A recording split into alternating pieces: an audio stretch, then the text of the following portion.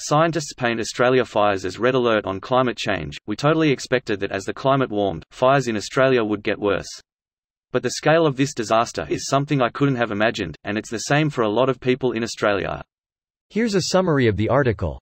We've been really caught off guard by these fires, said Abram, a professor who works with the Australian Research Council's Centre of Excellence for Climate Extremes. Scientifically, it's not surprising. We totally expected that as the climate warmed, fires in Australia would get worse. But the scale of this disaster is something I couldn't have imagined, and it's the same for a lot of people in Australia. Climate change is generally causing a long-term trend toward hotter and drier conditions, while Abram said shifts in clouds and winds are gradually driving winter rain toward Antarctica. The world is on track for more than 3 degrees of warming, even if current commitments under the Paris Agreement on climate change are met. Those who argue nature will bounce back because Australia is fire-prone are overlooking the interaction with climate change, he said. Whether those impacts will pressure politicians to take significant action on climate change remains in doubt, they said.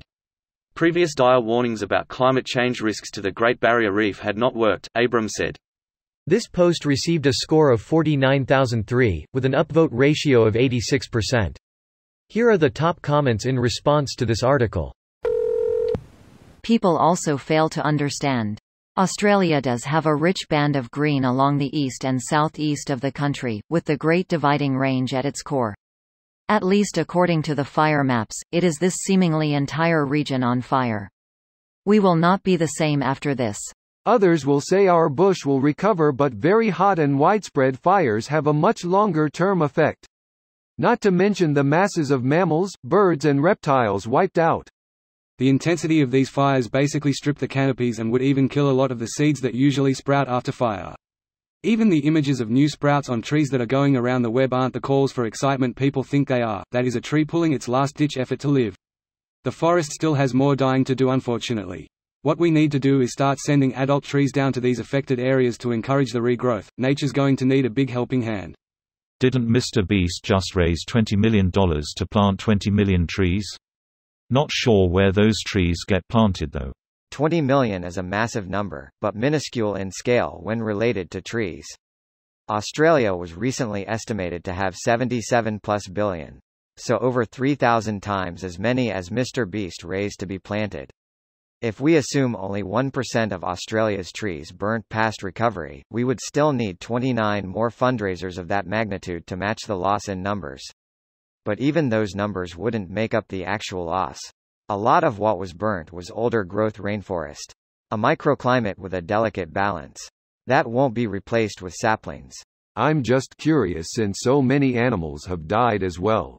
Is that gonna affect the ability of the trees and forests to get back to how they were? You know, even if everything that needed to be done to get everything replanted or growing is done perfectly and it all takes well.